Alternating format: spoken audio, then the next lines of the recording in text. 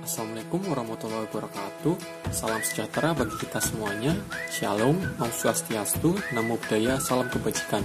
Yang terhormat, Bapak Bagus Ramanda SHMH selaku dosen pengampu mata kuliah Internet of Things dan teman-teman sekalian yang kami cintai dan kami banggakan.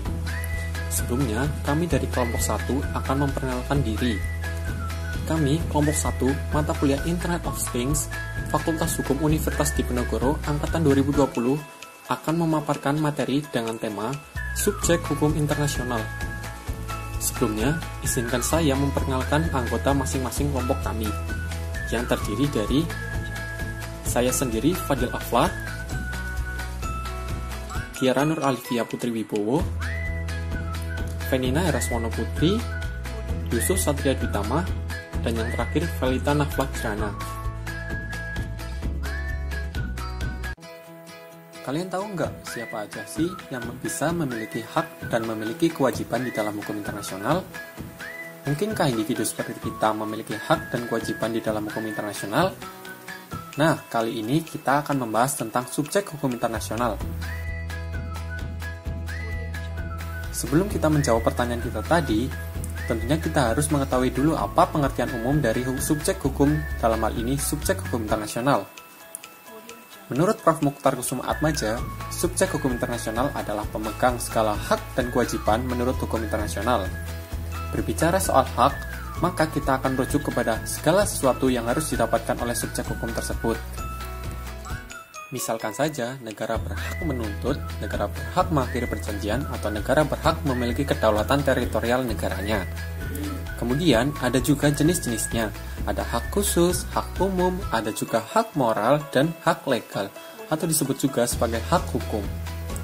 Kemudian, soal kewajiban adalah persoalan tindakan apa yang harus dilakukan oleh subjek-subjek hukum tersebut. Dalam hal ini, kewajiban hukum internasional. Misalkan saja, kewajiban negara untuk menjaga perdamaian, kewajiban negara untuk mendukung kemerdekaan, kewajiban negara untuk menghentikan kolonialisme, menghentikan perang, dan lain sebagainya. Yang terkait dengan prinsip jus cogens. Berdasarkan uraian itu, maka dapat diketahui bahwa subjek hukum internasional ini adalah entitas yang dapat memiliki hak dan kewajiban dalam konteks hukum internasional. Artinya, ini terkait langsung dengan pengakuan dari hukum internasional tentang siapa saja yang bisa menuntut dan dituntut dalam suatu hukum, dalam hal ini hukum internasional. Jadi, perlu ditetapkan oleh hukum siapa saja yang memiliki kapasitas untuk mempertahankan haknya dan menjadikannya subjek untuk menjalankan tugas atau kewajiban tertentu. Subjek hukum ini mencakup pembahasan sejumlah konsep dalam hukum, seperti halnya status kapasitas, kompetensi, serta sifat dan kadar hak dan kewajiban tertentu berkaitan dengan pengertian tersebut. Maka, pertanyaan selanjutnya adalah, siapa saja yang ditetapkan sebagai subjek yang memiliki hak dan memiliki kewajiban di dalam hukum internasional? Nah, pemegang hak dan kewajiban dalam hukum internasional itu adalah negara, tahta suci, palang merah internasional, organisasi internasional, individu, kemudian pemberontak dan pihak dalam sengketa atau bisa disebut juga belligerent. Sebenarnya dari sekian banyak entitas yang disebutkan tadi, ada anggapan juga bahwa hanya negaralah subjek hukum internasional. Hal ini bisa ditelusuri dari para ahli yang masih menggunakan istilah hukum antar negara atau transnasional. Berdasarkan penjelasan Prof. Mukhtar yang mengajukan dua pendekatan, yaitu secara teoritis dan praktis, menuliskan bahwa anggapan itu ada benarnya juga.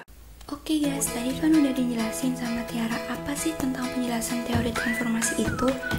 Nah, di sini aku akan menjelaskan lebih dalam lagi. Jadi, teori ini kemudian ditentang oleh seorang filsafat hukum yang bernama Hans Kelsen. Menurut Hans Kelsen, subjek hukum internasional itu sebenarnya adalah individu. Karena apa yang dinamakan hak dan kewajiban negara sebenarnya adalah hak dan kewajiban semua manusia. Karena satu negara tidak lain merupakan suatu konstruksi yuridis yang tidak akan mungkin tanpa individu-individu di dalamnya. Kemudian dari segi praktis, yaitu pandangan yang menitik memberatkan pada kenyataan yang ada. Kenyataan tersebut dapat kita lihat dari dua hal, yaitu keadaan masyarakat internasional dan hukum yang mengatur fakta atau kenyataan yang timbul karena sejarah atau karena desakan kebutuhan perkembangan masyarakat. Jadi secara teori memanglah negara adalah subjek dari hukum internasional. Tapi dari segi kenyataan dan ketentuan hukum yang ada, tidak hanya negara saja, melainkan ada juga organisasi di dalamnya. Jika kita bertanya kembali, siapakah pemegang segala hak dan kewajiban hukum internasional, maka pengertian ini mengarah pada subjek hukum penuh. Karena di situ terdapat kata segala hak dan kewajiban hukum internasional. Memangnya ada yang tidak sepenuhnya ya? Ada, yaitu individu. Individu disebut sebagai subjek hukum internasional terbatas. Dia terbatas dalam arti pemegang hak dan kewajibannya itu sangat terbatas. Mengapa ia dikatakan terbatas?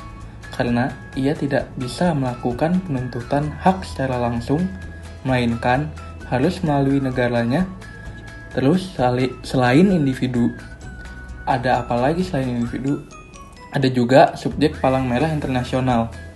Jika kita simpulkan secara keseluruhan bahwa sebenarnya hukum internasional itu tidak hanya mengurusi hubungan antar negara saja, melainkan dapat juga melakukan hubungan antar negara dengan subjek-subjek lainnya. Menurut hukum internasional secara teori, negara adalah subjek utama dalam hukum internasional. Artinya, pemegang segala hak dan kewajiban hukum internasional secara penuh adalah negara. Di sana ada negara, tahta suci, palang merah internasional, organisasi internasional, orang perorangan, atau individu pemberontak, dan pihak dalam sengketa atau disebut sebagai belligerent. Yang pertama ada negara. Pasal 1 Konvensi Montevideo 1933. Suatu entitas harus memenuhi syarat-syarat adanya penduduk yang tetap, adanya daerah atau teritorial yang pasti, adanya pemerintahan, dan adanya kemampuan untuk melakukan hubungan dengan negara lain. Tahta Suci Vatikan, subjek HI dalam artian penuh dan sejajar kedudukannya dengan negara lain.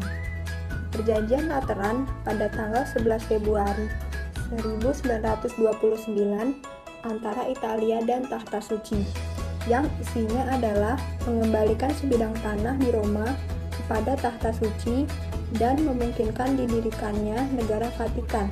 Dan saat ini, Tahta Suci memiliki perwakilan diplomatik di berbagai negara di dunia yang sejajar kedudukannya dengan perwakilan diplomatik negara-negara lain. Palang Merah Internasional adalah subjek HI yang bersifat terbatas, yang lahir karena sejarah, yang kemudian kedudukannya diperkuat dalam perjanjian-perjanjian dan konvensi-konvensi Palang Merah. Saat ini, PM Internasional diakui sebagai organisasi internasional yang memiliki kedudukan sebagai subjek HI walaupun dalam ruang lingkup yang sangat terbatas. Organisasi internasional baru diakui sebagai subjek HI setelah adanya advisory opinion yang diberikan oleh MI.